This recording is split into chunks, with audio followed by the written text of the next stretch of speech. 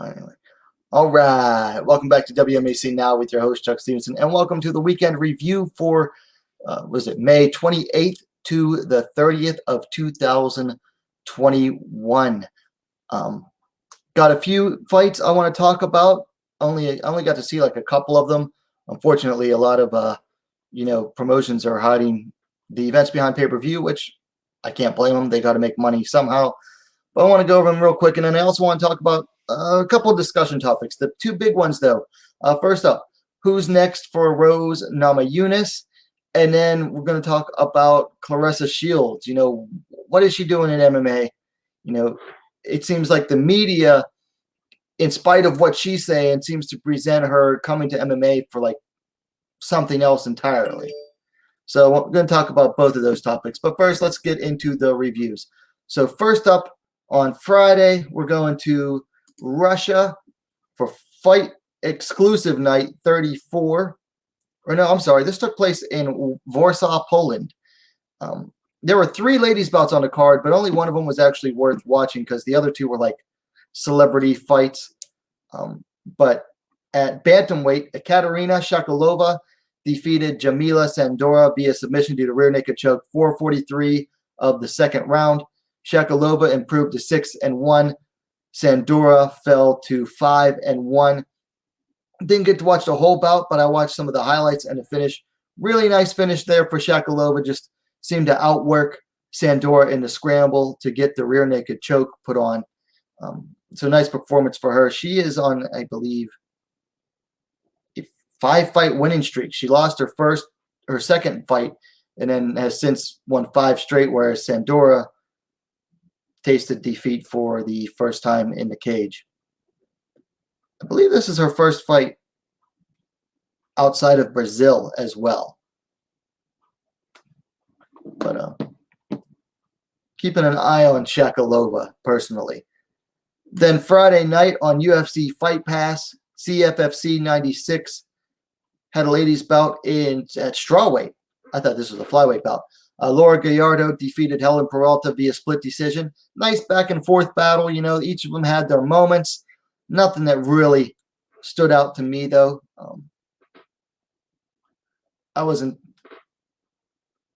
Had I actually made picks before these, I probably would have gone with Peralta. But Gallardo, nice performance for her. I think she's a Combate veteran.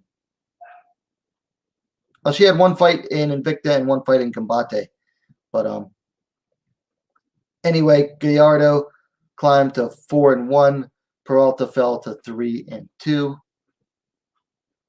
Then moving on to Saturday, MMA Series 33 in Rublevka, Russia, had 2 ladies bouts.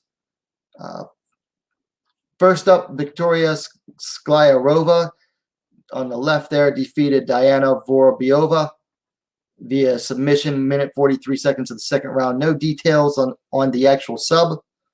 This is kind of a setup bout here. Sklyarova climbed to 3-3, evened out her record. Vorobyova lost her pro debut, fell to 0-1. And then also on that card, up at featherweight, Maria Artyukina on the right-hand side there defeated Golnizik Omarova via TKO 4-11 of the third round.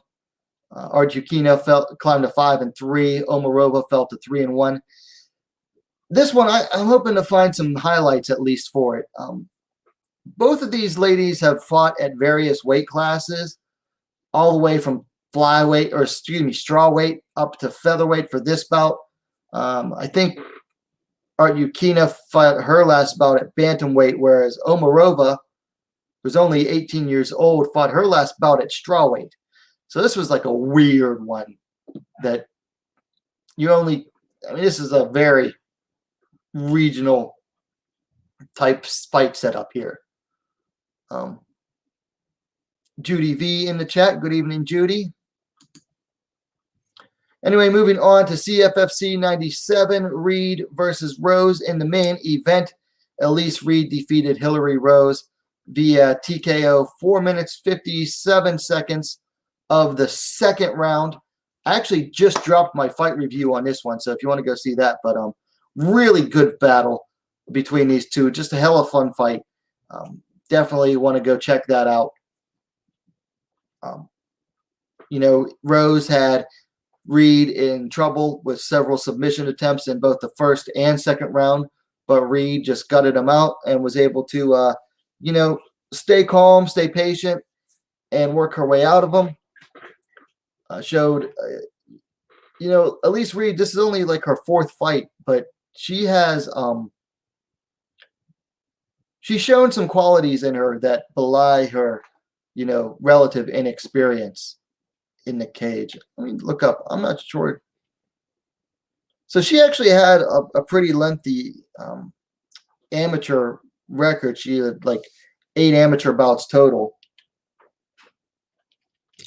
So I think that lengthy amateur pedigree definitely helps. Yeah, I agree. It was a good fight. Really good. So nice effort there by Elise Reed. Second defense of the title. She beat Jillian DeCourcy as well to defend it the first time, and then she beat Jasmine Jasuda Vicious, who had actually come down from flyweight for the inaugural title bout. So, like I said, really nice performance there from Elise Reed. Not a bad performance from Hillary Rose. One thing I noticed, she on her Instagram stories, she apologized for, like, I think she called it a shitty performance, which I disagree. I don't think she did bad. I think Elise Reed just did. It was Elise Reed's night. She just did better. Obviously there are some things for each fighter to work on, and Rose could definitely work on, staying calm and patient with her submissions, making the adjustments if necessary. But I don't think she had a bad performance. I don't think she had a particularly bad performance. Certainly not shitty. I just think Elise Reed was a better fighter on Saturday night. And then I haven't gotten to watch this one because, like I said, Pancrase, they've moved behind pay-per-view now. But at Pancrase 321 at, I believe this was at flyweight, yep. Nori Date defeated Emiko Raika via unanimous decision. 30-27 on one judge's card I saw, and then 29-28 on two. So Nori Date climbed to 4-4. And Emiko Raika fell to 11-8. This one's a surprise. I was not expecting Nori Date to get the win against Emiko Raika. So I'm hoping to find the fight somewhere online so that I can watch it, because I would have picked Emiko Raika. She's not that great of a fighter. Mostly she's basically a retired pro boxer who took up MMA. And it really shows. She tries to stay on the feet as much as possible, tries to stay in boxing range, just basically tries to make it a boxing fight. Nori Date, typical Team Date fighter, has that weird style of martial arts. I don't know what it is, just some weird karate style, I guess. They proclaim it to be an Indian style, but it's not. But I was just really surprised Nori Date got the win here. Granted, Emiko Raika, she's 46. So, and she'll be, she just turned 46 in January. So she's no spring chicken, obviously, especially as a pro fighter. Just really surprised that Nori Date got the win here. Usually, Team Date fighters keep their records at like 500 at best. So that's actually what Nori Date did. She got her record back up to 4-4. She's now sitting at a 500 record. So good for her. So that's it for the weekend review. Like I said, I wanted to keep it short. I didn't get to watch most of these bouts. I only got to watch highlights up for them. I got to watch the CFFC bouts, and that was it as a whole.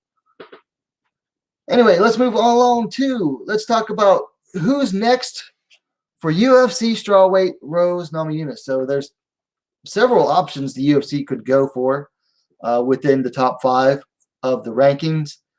I listed these from, I started out with the least likely to get the title shot, and then for the first 2, and then the next 3, it could go any which way. So let's go ahead and check them out. First up, you got Mackenzie Dern.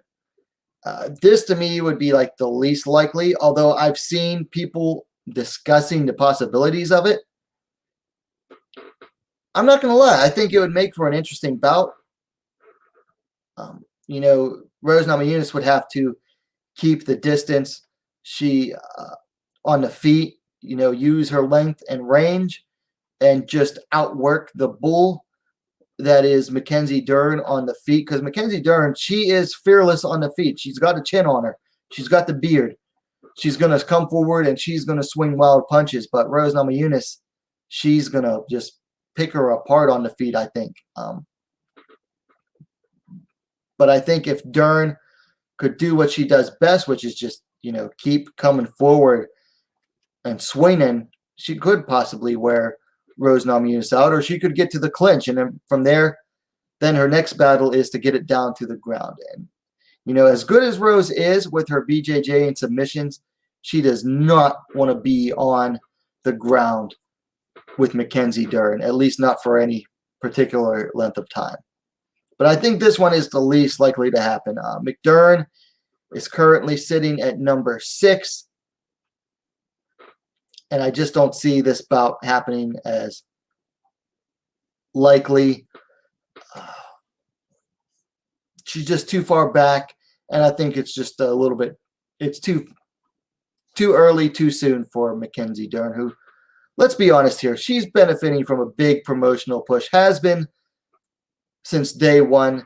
I mean, that's why they matched her up with Nina Ansaroff Nunes, who was really, she was coming off of what, almost 2 straight years layoff.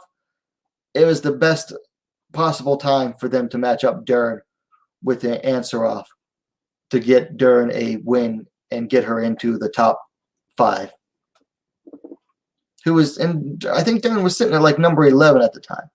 So this one will mark as the least likely contender. Next up, we move to Marina Rodriguez, who's currently sitting at number 5, just moved up past Mackenzie Dern, which is a little ridiculous to get moved up one spot for beating number 9. This one, slightly more likely possibility than Mackenzie Dern. I think this would be a very interesting battle on the feet. Both are lengthy, both are lanky, both have a reach to them. Different styles, though. Rose has her boxing combined with her Taekwondo-style kicks, whereas Rodriguez is the more Muay Thai stylist. So it'd make for an interesting battle. It'd be interesting to see if Rodriguez can get into the clinch and start unloading with knees. We've seen Rose have weakness in the clinch against Karolina Kowalkiewicz and Joanna Jędrzejczyk. So she does have some interesting, or Rodriguez does have some interesting factors she would bring in. Of course, you got the questionable ground game of Marina Rodriguez. Now, Rose is not particularly known for her takedowns, but what she is known for is her scrambling ability. And she can take fighters down in scrambles, or she can hop on fighters onto the ground based off of landing hard strikes. She attacked Michelle Watterson after knocking her down with a kick and got a submission, and then she attacked Weili Zhang most recently and knocked her onto the ground and attacked her with strikes. So if she could get a knockdown or could create a scramble on the feet, then we could see Rose get Rodriguez down onto the ground. And then from there, Rose's ground game is mostly based off of getting fast submissions. Whether the opponent is dazed or whether they're in scrambles, Rose's submissions come fast seemingly out of nowhere. They don't come from, attrition. So whereas Rodriguez is mostly, her ground game has shown weaknesses against fighters who will take her down and pound it out or outgrind her, we haven't seen her against someone like Rose Namajunas on the ground. But like I said, at number 5, still unlikely that this gets matched up next. Next up, Joanna Jędrzejczyk sitting at number 2. I mean, I would definitely say this is more likely than Dern or Rodriguez. But even sitting at number 2, it's hard to make an argument for this trilogy. I mean, Rose knocked her silly in the first fight in the first round, winning by TKO. And in the second round, Rose got a clear victory. She won the first and second round. Joanna came back in the third and fourth round, but then Rose rallied hard in the fifth round to take it 3-2 in the second fight. And Joanna hasn't done much since then. I mean, I think since the second fight, what has she done? Since the second fight, she has wins over Tisha Torres. Then she went up in weight and lost to Valentina Shevchenko in the flyweight title bout for the vacant flyweight title. Comes back down to strawweight, October 2019, beats Michelle Watterson, and then loses to Zan in March of 2020 last year via split decision. So, yeah, she went toe-to-toe with the now former champ Zan, but she hasn't done anything since then. And now she's sitting out saying, well, I'm only looking for either the Zan rematch or the Rose Trilogy bout. I got to be honest. It's a hard argument for the Trilogy bout with Rose, especially now that Rose has the belt. I mean, yes, Joanna has the popularity behind her. She is popular. Whether you love her or love to hate her, people can't deny that people like to talk about her. She's polarizing. I mean, that's just how it is. And polarizing fighters, they draw talk. They draw numbers. So whether you love her or hate her, she's popular. And that often works out best for you in the UFC. So Joanna is sitting right in smack dab in the middle of the 5 options that I'm listing for those reasons. Next, we move on to the former champ, Weili Zhang. This seems to be the avenue that the UFC wants to go through. I'm just not a big fan of it. Okay? I mean, yes, Zhang, her title run was fast, and she definitely got some favorable, I won't say favorable matchups, but she definitely got a big promotional push. 2 fights in, and she got a fight against a top 10 opponent in Tisha Torres. Beats Torres, and then, it just worked out that, there were no opponents available for her to fight in China. And then the champ Andrade said, I'll fight her in China. So, props to Jessica Andrade. And hey, props to Zhang. She beat the hell out of Andrade. What was it, like 44 seconds? Zhang took her out, landed a big punch that stunned Andrade, and then Zhang just poured it on in the clinch after that for, the victory. 42 seconds, of the first round. But here's the thing. Since that title win, Zhang is now 1-1. She had a split decision victory, and granted, it was fight of the year. Against Joanna Jędrzejczyk in her first and only, successful title defense. But, it was an absolute war. So, hardly a dominant fight.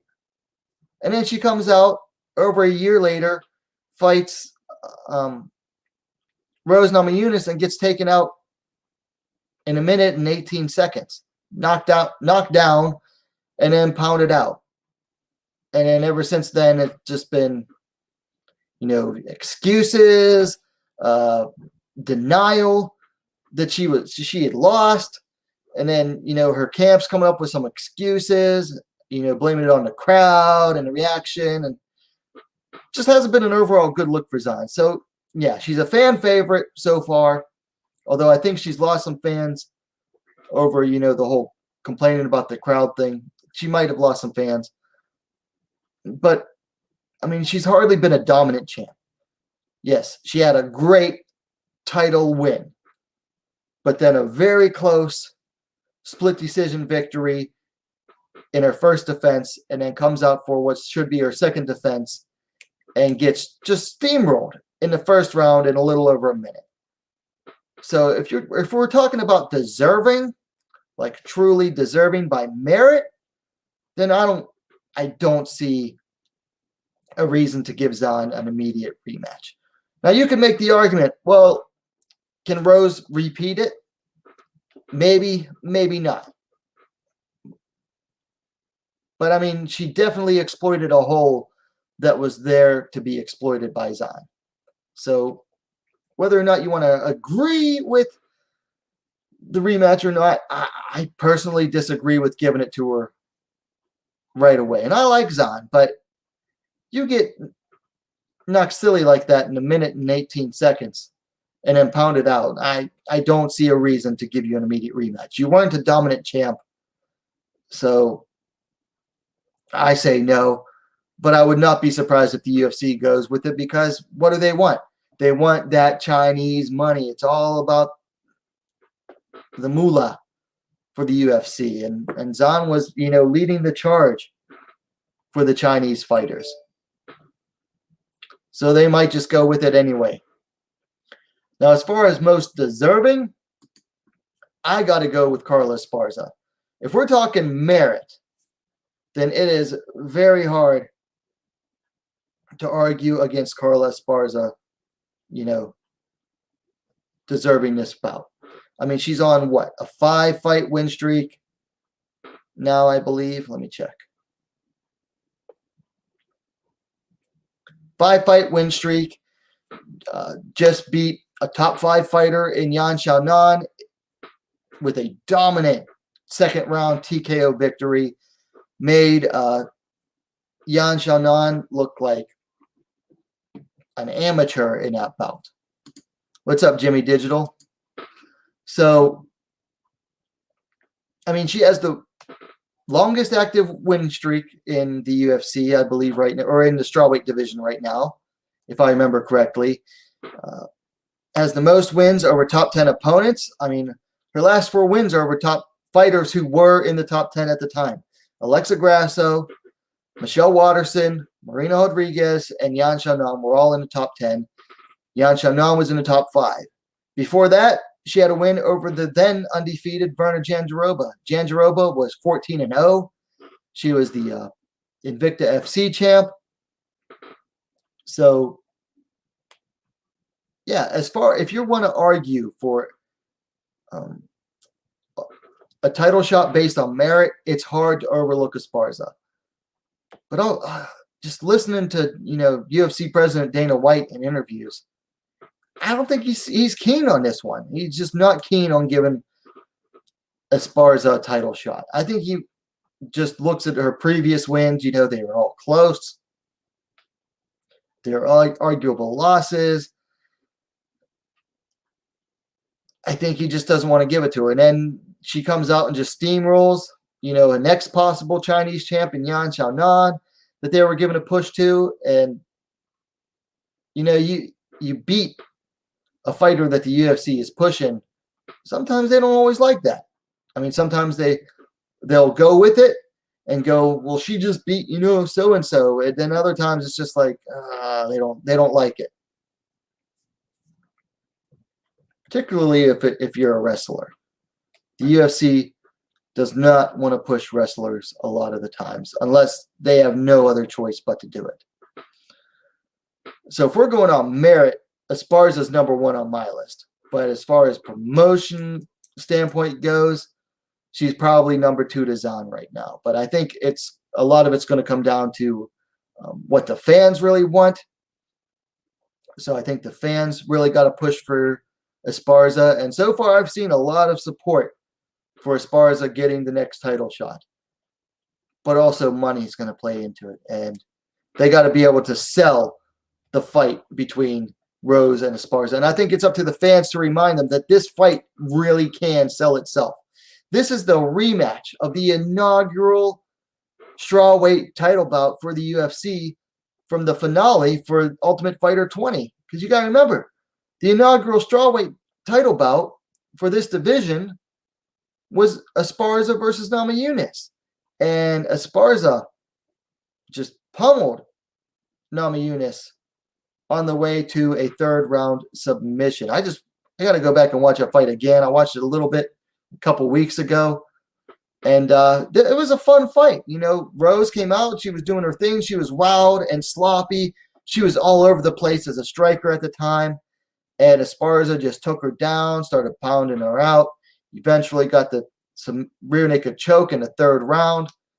It was a good victory for Esparza at the time. I mean, if I remember right, a lot of people were tagging Rose to win at the time, even though Rose was only like 2-1 at the time. But a lot of people were really behind Rose. They were really pushing for her.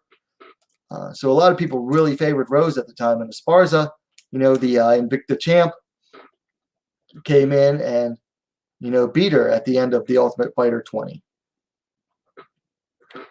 So like I said, if we're going by merit, Esparza's the one to do it. If we're going by what the promotion wants, then it's probably going to be Zahn. But I think that the UFC, particularly Dana White, is failing to see the storyline here of the rematch of the inaugural title fight going on, 7 years? And then it's a chance for Rose to avenge a loss. She's avenged, you know, all of her previous losses, I believe.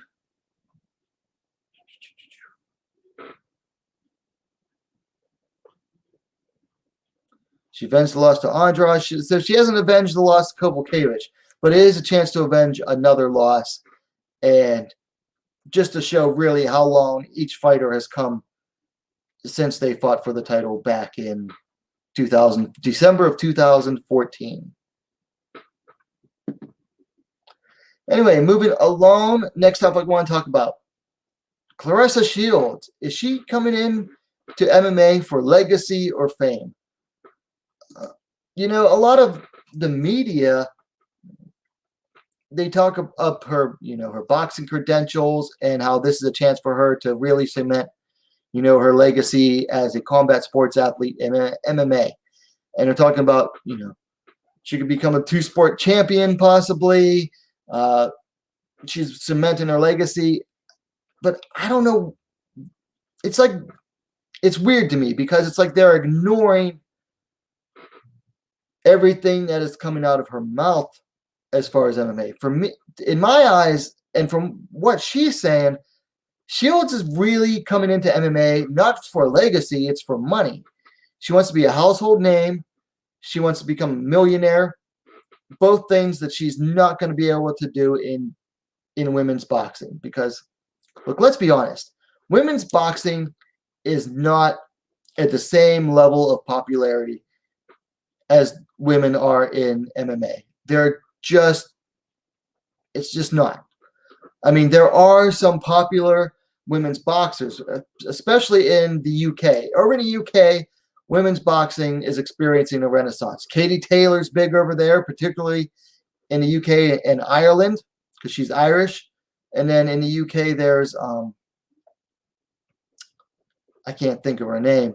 There's another female boxer over in the UK who's gaining a lot in popularity. She's one of the 4 champions in her weight class, has one of the alphabet titles. So over in the UK, women's boxing's taken off. But Shields, unfortunately for her, you know, she's stuck in these heavier weight classes where there's not a lot of fights for her. And they're just not as popular because there aren't as many fights.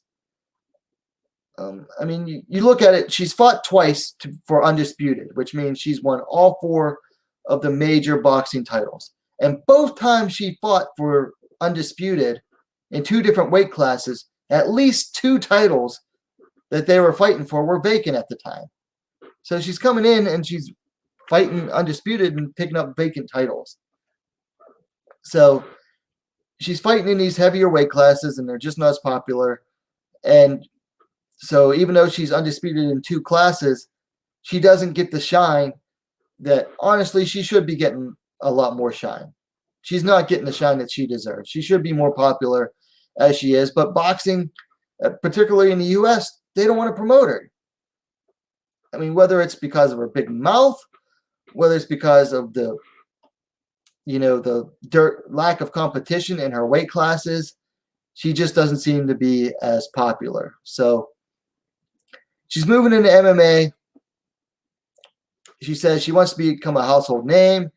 She wants to become a millionaire, and MMA is the right sport for it. But in spite of what, the media talking about, her improving on her legacy, it just doesn't seem to be what's in the card, what she's interested in. She's interested in cold, hard cash. And you know what? I'll be honest, I don't have a problem with it. Get your money, girl.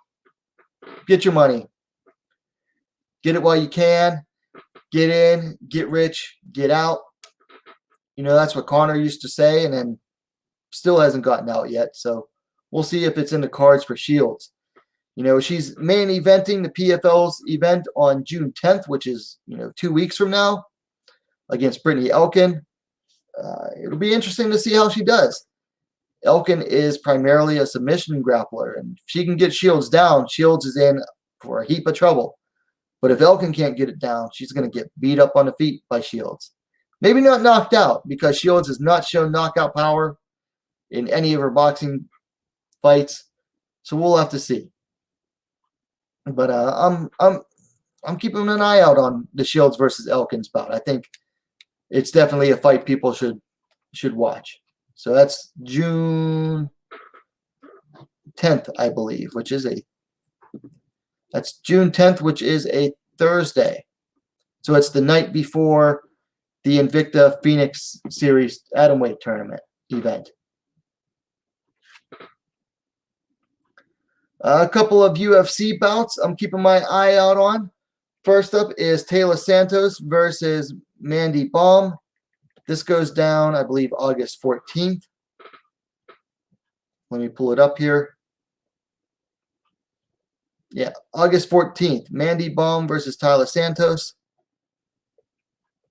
This bout looks to be on the prelims right now, but it's at flyweight. And really interested in this one because, you got Santos, who's in, I believe, the top 15, somewhere between 11 and 15 in the flyweight division. Let me see.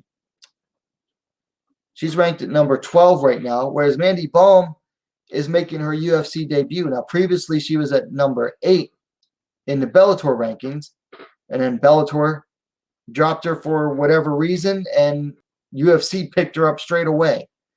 So, interesting test, I think, for both fighters. Both are, pretty well-rounded, but are lacking, in...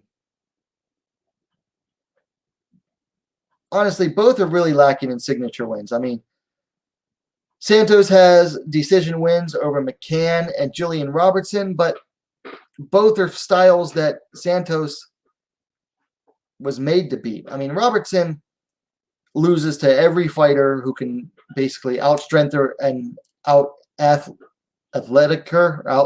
her, and that's what Santos did.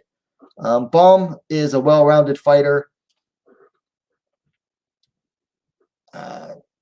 Best win so far seems to be her Bellator fight against Greet Eekout. I believe, yeah, that's easily her best win, whereas Robertson is probably Santos's best win. And that's not to say anything bad about Jillian Robertson, but, Santos made her debut in the UFC and lost to Mara Romero Barella by split decision, and Barella, she's not even in the UFC anymore. So this, honestly, this is a big test for both fighters.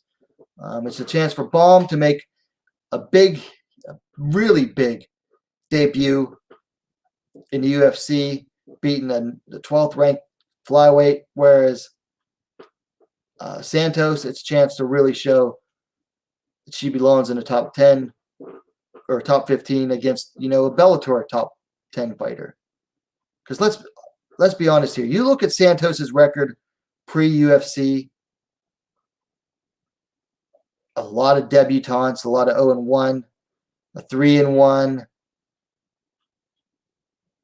Her fight, she had a fight in 2016 against an 0-1 fighter. She was 13-0.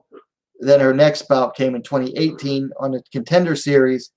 She fought someone who was 7-1. She was 14-0 at the time. So Santos's record is built on a lot of, just outgunned competition, we'll say. So this is a good fight, a fighter against a good record, 7-0, for Santos to really, make her name against as well. I mean, she's already kind of starting to make her name, but this is like a good test for each fighter. And that's what I find interesting about this fight. And I think the last one I want to talk about, this is on the same card, same fight night, also in the same division, and most likely on the prelims. Gion Firefist Kim taking on Meatball Molly McCann. Kim coming in at 9-3, McCann coming in 10-4, both coming in off of losses. Kim to Alexa Grasso, McCann to Lara Procopio. Both are the same age at 31. Now, Kim comes in the taller fighter, 5'3", 170 centimeters to 5'4", 163 centimeters for McCann. But the reach on here is really telling. 72-inch reach, 183 centimeters for Kim to 62-inch, 157 centimeters for McCann. That's a huge reach advantage. But one of the most disappointing things I found about with Kim is that she doesn't use the reach. She tends to get in close a lot and ignore an obvious reach advantage that she has over, I think, everybody else in the division. But what I like most about this fight is both of these two, primarily boxing style, they both like to slug it out on the feet. McCann has shored up some holes in her game on the ground. I mean, even in her losses to Santos and Lara Procopio, you saw McCann had really worked on a lot of things. Now, Kim has been spending a lot of time in the U.S. recently. She was rehabbing, I think, a shoulder injury or some arm injury at the UFC Performance Institute, and has been training a lot at Syndicate MMA, home to, Roxanne Modafferi, Joanne Calderwood. So she's been getting in some good training for once, compared to over in Korea, where she was, going back and forth between different gyms, didn't really have a steady camp. So if Kim stays in the U.S. for this one, we could see a really different Gion Kim possibly, based on, working out at the Performance Institute and training out at Syndicate. Now, I don't know if she'll be training for this fight full-time at Syndicate. I hope so. I mean, I hope she has the funds for it. I mean, it's not cheap staying in Korea, in the U.S. It's a higher standard of living, I would say, in Las Vegas compared to Korea. Actually, it definitely is. I mean, I've lived in both, and Vegas is definitely more expensive than Seoul. But it'll be interesting to see. And I really like this fight. Both fighters need a win here.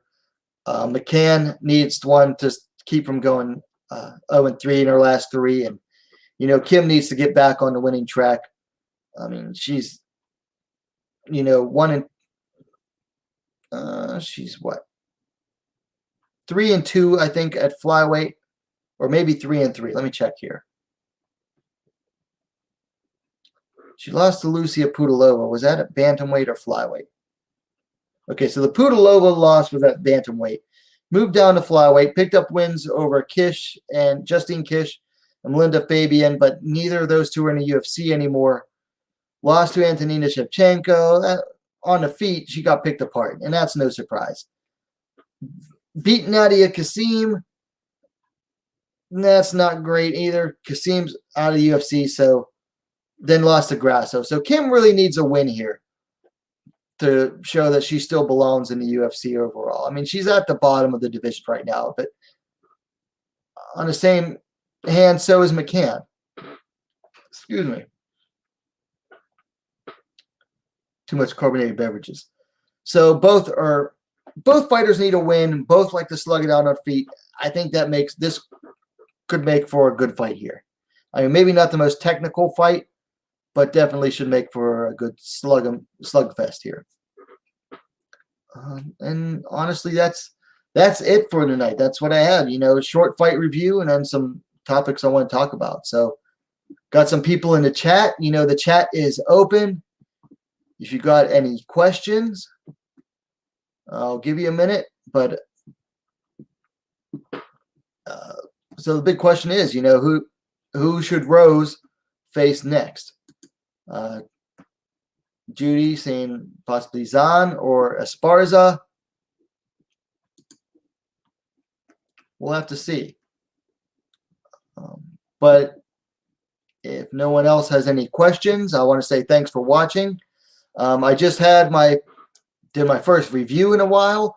Did Hillary Rose or Elise Reed versus Hillary Rose. Just dropped that, right before the stream started. So go check that out. I just recorded an update on UFC Atomweight Month. Talked about some of the things that's been going on so far. Also talked about some other things that are going to be going on for the rest of the month-long event. Just recorded that, so I got to edit it and upload that. Going to try to do. I'm off tomorrow. Whoop, whoop. Government holiday, Memorial Day. Happy Memorial Day weekend, everybody. So I'm gonna try to catch up on some fight reviews tomorrow. So if you see some odd fight reviews that are like a week or several weeks old, don't be surprised. I just want to really catch up on some and just get them out there to get them out there. Usually, if I don't get a fight review in within like 48 hours, I just let it drop. But I'm going to try to catch up on some and get some done that I want to get done. So keep an eye out for those. But if no one else has anything in the chat, I'm going to go ahead and log out. So if you haven't yet, please give the stream a like. Get that YouTube algorithm going. Get some people watching.